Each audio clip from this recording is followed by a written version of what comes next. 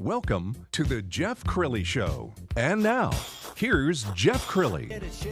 Welcome back to the Jeff Crilley Show. This being an election year, we're hearing a lot of people running for the White House talking about some of the most critical issues facing our country. And my next guest is David Hamilton. He is the president and founder of the America's Future series, which is tackling some of these tough problems.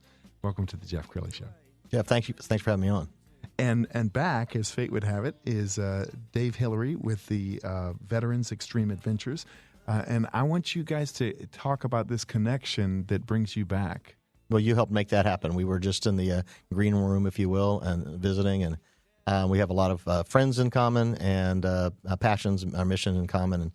And in chatting with him, I said, I'd really like you to come back on because the America's Future series raises money and awareness for worthy causes, primarily military ones. I have a personal connection with that. I'm the only Hamilton all the way back to Alexander Hamilton. I have my brother that actually didn't serve. Wow. My father did 3 tours in Nam, in Vietnam, with the Hmong tribesmen in Laos and Cambodia, and he did not come back well. And I haven't spoken with him since I was 18 years old. And I think if some of the programs and support that Dave Hillary here puts on and efforts, if those things had been available to my father, I think it might have been a different outcome. Wow.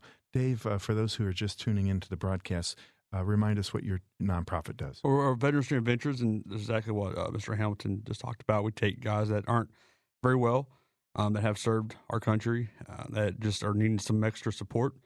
We take them on an adventure, whether it be hunting or fishing or golf or whatever it may be, and figure out address what the problem is, and then we come up with a solution, and we work with people in the DFW area to address that solution. Well, David, let's talk about the way your nonprofit supports nonprofits like this one. What is the America's Future series? So it's a charity speakers series, and what it does is it raises money and awareness for other programs. When I looked at the DFW area, I saw there were 28,000 different nonprofits in this region. And there's 45,000 different organizations, charities, and other organizations dedicated to our military nationally. And I thought, we don't need to create another one. Mm-hmm. As a matter of fact, I'd like about half of them to go away and or at least consolidate, right? We need to rationalize this industry, if you want to call it that, and they need to work together better. The biggest problem isn't that there's enough people out there doing things and having a good heart, well-intended effort to try to help our veterans. Is that it's inefficient. So what we'd rather do is find someone who's already doing some great work and showcase them. The way we do that is we have this speaker series. Its overarching theme is U.S. global competitiveness. Mm-hmm. We're American exceptionalists. We believe that America is the greatest country that ever existed. We know that it has some issues, and we're very willing to address those in a constructive way. We provide a forum for business, government, military, educational leaders to come together and share their solutions. So there's no Jerry Springer moments. It's not like these debates that we see on TV, right, where everybody's arguing and calling each other names and this kind of stuff. We want them to focus on how to make America stronger, more noble, and more generous. That's our mission.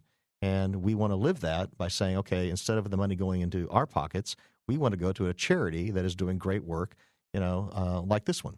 That's awesome. Talk about some of the featured speakers you've had in the past. So the first one was with T. Boone Pickens. We benefited Big Brothers Big Sisters. We inducted Don Carty, who's the head of American Airlines, into the Mentoring Hall of Fame. Mayor Leppert very graciously hosted that event. We had one of the chief economists with the Federal Reserve speak. So that was a nice event, and that was about 5 years ago. Since that time, we've had other events with Mr. Pickens and Mr. Pro. H. Ross Pro Sr. has been a big supporter. He's the first recipient of this 5-star award that we give. That is given to corporations and their leaders for their support of our military.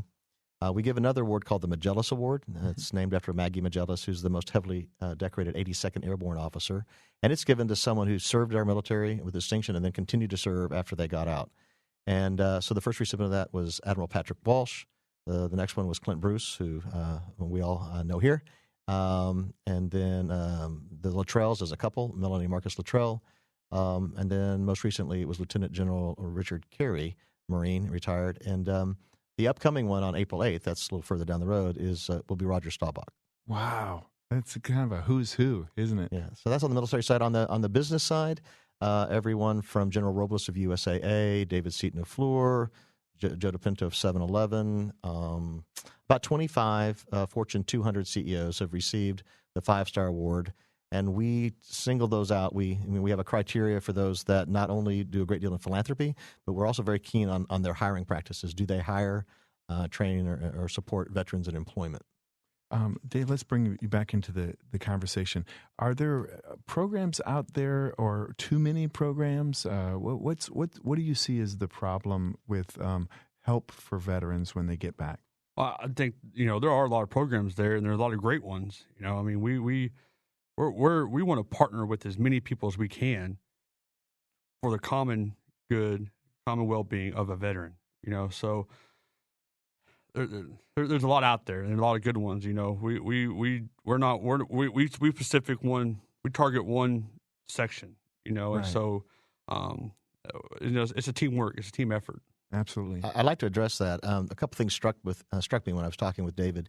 One is that they play nice in the sandbox. They collaborate and partner with other nonprofits, and if more nonprofits acted that way, the world would be a better place. Secondly, he's being very, very modest when he talks about their focus. Yes, they do sort of work on a cathartic approach to helping veterans deal with stress and strain and reacclimate and reconnect and all that.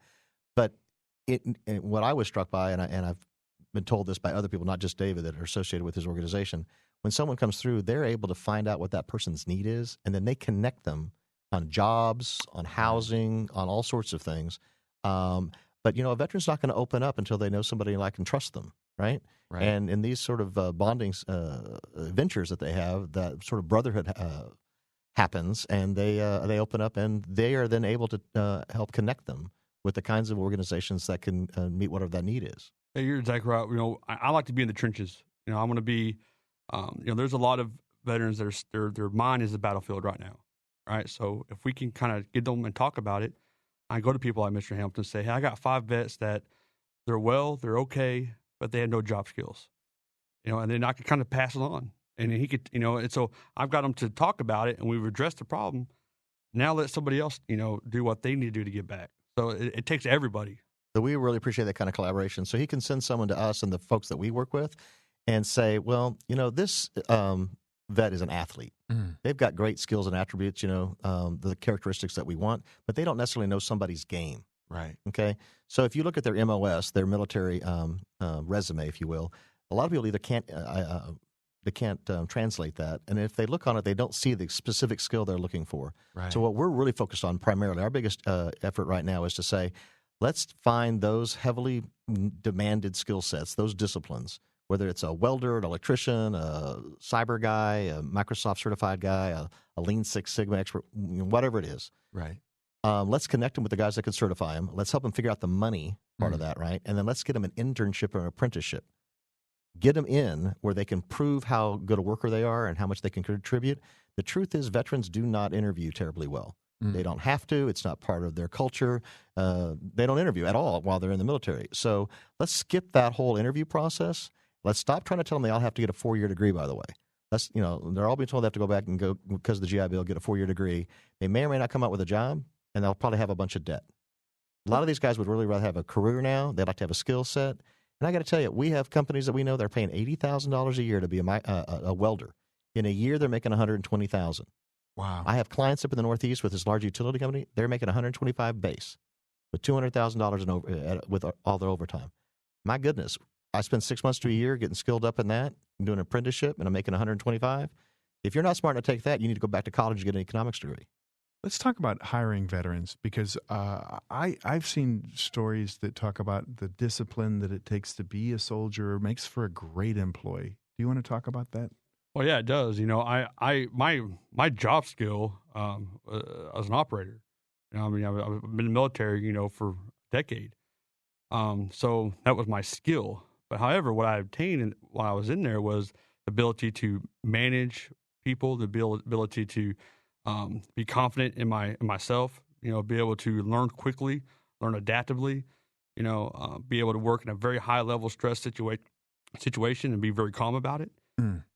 So, I took that and said, okay, well, where can I go work for that? And so I did some research and found that out. Same thing with any veteran. It's just some of them just need that extra little push and extra little guidance. We all come from different demographics, different economic backgrounds, and so not everybody can be CEO.